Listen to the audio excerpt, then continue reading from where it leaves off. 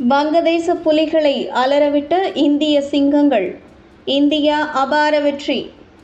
வணக்கம் செய்தி புனல் நேயர்களே. டெஸ்ட் போட்டியில் விட்டதை T20 போட்டியில் பிடிச்சிடலாம் என வெறியோட பயிற்சி செய்து கொண்டிருந்த வங்கதேச புலிகளோட நிலைமை இலவு காத்த கிளி கதையா ஆகிடுச்சு. சமீபத்தில் இந்தியாவிற்கு சுற்றுப்பயணம் மேற்கொண்டுள்ள வங்கதேச அணி டெஸ்ட் போட்டிகளில் இந்தியாவிடம் மண்ணை கவ்வியது. போட்டி குறித்து விரிவாக பார்க்கலாம். இந்திய கேப்டன் சூரியகுமார் யாதவ் டாஸ் வென்று பந்து வீச்சை தேர்வு செய்தார்.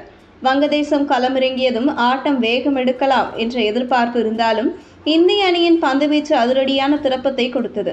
வங்கதேச அணியின் முதல் சறுக்கல் ஆட்டத்தில் நம்பிக்கையை ஏற்படுத்த முயன்ற வீரர்கள் இந்திய அணியின் பந்துவீச்சாளர்களின் மாயாஜாலத்திற்கு முன் விக்கெட்டுகளை பறிகொடுத்து பவுலிங் சென்றனர். இறுதியாக 19.5 ஓவர்களில் 127 ரன்களுக்குத்தான் அனைத்து விக்கெட்டுகளையும் இழந்தது.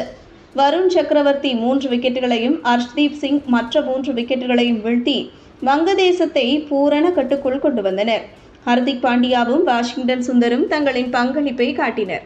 128 ரன்கள் என்ற எளிதான இலக்கை நோக்கி களமிறங்கிய இந்திய அணி வீரக்கல் ஆரம்பத்திலேயே அதிரடியான ஆட்டத்தை வெளிப்படுத்தினார். அபிஷேக் சர்மா தன் சிக்சர்களால் ஆட்டத்தை பறக்கவிட்டார். அவர் விக்கெட்டை இழந்தாலும் இந்திய அணி பாதையிலிருந்து சற்றும் தடுமாறவில்லை.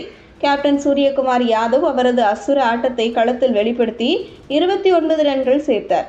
கீப்பர் சஞ்சு சாம்சனும் அதிரடியாக விளையாடி 29 ரன்களை சேர்த்தார். ஹர்திக் பாண்டியா பந்தை பறக்கவிட்டு 39 ரன்கள் குவித்து வெற்றி கொண்டு வந்தார்.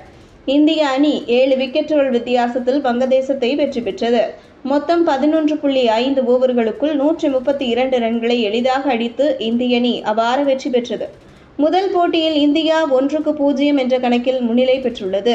இந்த வெற்றியின் பின்னர் அடுத்த போட்டியில் இந்திய அணி எப்படி ஆட்டம் காட்டப் போகிறது என்பதில் அனைவருக்கும் மிகுந்த எதிர்பார்ப்பு உள்ளது. வங்கதேசம் எப்படி சமாளிக்கப் போகிறது என்பதையும் பார்க்க வேண்டும். இதுபோன்ற செய்திகளை தெரிந்து கொள்ள செய்தி புனலுடன் இணைந்திடுங்கள்.